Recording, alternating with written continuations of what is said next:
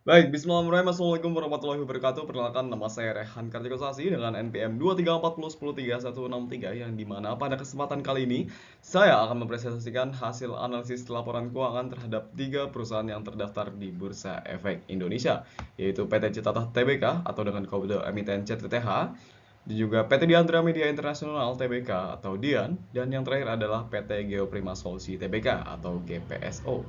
Analisis ini dilakukan menggunakan beberapa metode analisis laporan keuangan untuk membandingkan kondisi dan kinerja masing-masing perusahaan selama periode 2023 hingga 2024. Sebelum masuk ke hasil analisis, izinkan saya menjelaskan tujuan dari penelitian ini terlebih dahulu. Yang dimana perusahaan pertama adalah PT Citata Tbk yang bergerak di bidang pertambangan dan pengolahan batu marmer. Lalu perusahaan kedua yaitu PT Diandra Media Internasional Tbk yang bergerak di bidang penyelenggaraan event, pameran, serta media.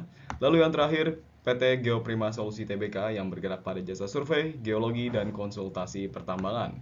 Tujuan analisis ini adalah untuk mengevaluasi kondisi keuangan ketiga perusahaan melalui analisis common size, indeks number, DuPont, arus kas, likuiditas, dan solvabilitas sehingga dapat diketahui perusahaan mana yang memiliki kinerja terbaik. Lalu untuk agenda presentasi kita pada kali ini yaitu adalah analisis common size atau index number. Lalu yang kedua adalah analisis DuPont, ketiga analisis arus kas, analisis likuiditas, lalu yang kelima analisis solvabilitas, dan yang terakhir kita tutup dengan kesimpulan. Baik, memasuki bagian yang pertama yaitu analisis common size pada laporan laba rugi, yang dimana pada PT Citata terlihat bahwa persentase harga pokok penjualan meningkat cukup tajam dari sekitar 65% menjadi 81% terhadap penjualan. Kondisi ini menyebabkan laba bruto turun dan rugi bersih semakin besar. Artinya, kenaikan penjualan belum mampu diikuti dengan efisiensi biaya produksi. Berbeda dengan CTTH, PT Diandra justru menunjukkan perbaikan yang dimana persentase HPP menurun, sehingga laba bruto meningkat dan laba bersih juga mengalami kenaikan. Hal ini menunjukkan adanya efisiensi operasional. Sementara itu, PT Geoprima Solusi mengalami peningkatan beban umum hingga lebih dari 91% dari penjualan, sehingga perusahaan mencatat rugi bersih yang cukup besar pada tahun 2024. Dari ketiga perusahaan tersebut, hanya Dian yang mampu mempertahankan profitabilitas positif. Selanjutnya pada analisis indeks number dengan tahun dasar 2023 yang dimana pada CTTH penjualan memang meningkat sebanyak 46%. Tetapi kenaikan harga pokok penjualan jauh lebih tinggi hingga keuntungan perusahaan justru menurun. Berbeda dengan CTTH, Dian menunjukkan pertumbuhan yang paling konsisten. Hampir seluruh indikator mengalami peningkatan sehingga menunjukkan perkembangan operasional yang sehat. Sebaliknya, GPSO mengalami penurunan penjualan hingga 37% dibanding pada tahun dasar, sehingga laba bruto maupun laba bersih ikut mengalami penurunan yang signifikan. Dari analisis ini dapat disimpulkan bahwa pertumbuhan paling baik ditunjukkan oleh PT Diandra Tbk. Selanjutnya kita memasuki bagian analisis DuPont yang digunakan untuk mengetahui faktor-faktor pembentuk return on equity atau ROE. Yang dimana pada PT TTH, ROE berubah dari negatif 4,65% menjadi negatif 10,27% yang menunjukkan penurunan kinerja. Hal ini dipengaruhi oleh margin laba yang negatif serta tingkat leverage yang relatif tinggi. Pada Dian, ROE meningkat dari 11,83% menjadi 13,43%, yang dimana peningkatan tersebut didukung oleh net profit margin yang semakin baik serta perputaran aset yang tetap tinggi. Sedangkan GPSO mengalami penurunan drastis hingga ROE menjadi negatif akibat rugi bersih yang cukup besar. Secara keseluruhan, metode DuPont menunjukkan bahwa PT Diandra memiliki kemampuan yang paling baik dalam menghasilkan keuntungan bagi pemegang saham. Lalu pada grafik di slide ini memperlihatkan perubahan ROA, aset turnover, dan juga ROE secara visual, yang dimana dapat kita lihat bahwa seluruh indikator milik Dian mengalami peningkatan. Sebaliknya, CTH dan GPSO menunjukkan penurunan pada indikator profitabilitasnya. Visualisasi ini semakin memperkuat hasil analisis sebelumnya bahwa Dian merupakan perusahaan dengan kinerja operasional yang paling stabil.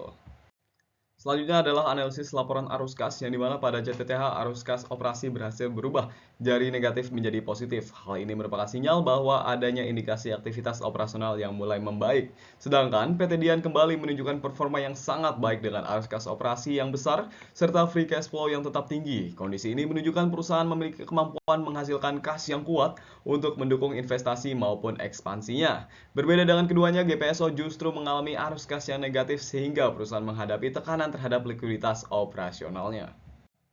Lalu pada slide ini ditampilkan free cash flow dan cash flow adequacy ratio, yang dimana CTTH mengalami peningkatan free cash flow dari negatif menjadi positif walaupun nilainya masih relatif kecil. Dian sendiri menghasilkan free cash flow terbesar meskipun mengalami sedikit penurunan dibanding tahun sebelumnya. Sedangkan GPSO mengalami perubahan dari free cash flow positif menjadi negatif yang menunjukkan kemampuan perusahaan menghasilkan kas bebas mengalami penurunan yang cukup signifikan. Hal ini menunjukkan bahwa kondisi arus kas Dian masih menjadi yang paling kuat dibanding perusahaan lainnya. Berikutnya adalah analisis likuiditas yang dimana CTTH memiliki quick ratio yang relatif rendah dan kas yang masih sangat terbatas, sehingga kemampuan memenuhi kewajiban jangka pendek masih perlu ditingkatkan. Dian menunjukkan kondisi yang paling baik yang dimana quick ratio meningkat hingga di atas 1 kali dan seluruh rasio likuiditas mengalami perbaikan. Sementara itu, GPSO mengalami penurunan yang hampir pada seluruh indikator likuiditas, terutama cash flow ratio yang berubah dari negatif. Hal tersebut menunjukkan adanya tekanan terhadap kemampuan perusahaan memenuhi kewajiban lancarnya. Selanjutnya adalah analisis solvabilitas yang dimana bisa kita lihat pada PT CTTH, debt to equity ratio memang berhasil turun cukup signifikan dibanding tahun sebelumnya, namun nilainya masih relatif tinggi hingga struktur pendanaannya masih cukup beresiko. Lalu Dian mempertahankan struktur modal yang sehat dengan DER sekitar 0,44 kali, serta utang jangka panjang yang semakin menurun. GPSO justru memiliki DER yang paling rendah sehingga secara struktur modal merupakan perusahaan yang paling konservatif.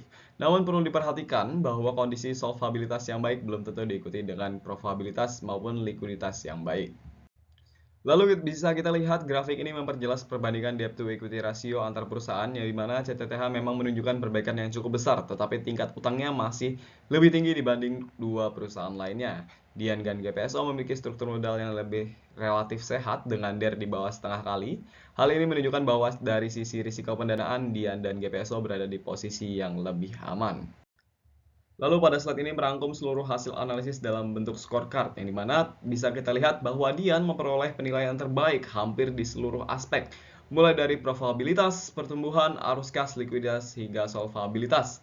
CTTH berada pada posisi kedua dengan beberapa indikator yang mulai membaik, namun masih membutuhkan peningkatan efisiensi operasional. Sedangkan GPSO memperoleh peringkat ketiga karena menghadapi berbagai tantangan, terutama pada profitabilitas dan juga arus kas. Oleh karena itu, berdasarkan keseluruhan analisis, PT Diandra Media Internasional Tbk merupakan perusahaan dengan kinerja keuangan terbaik di antara ketiga perusahaan yang dianalisis.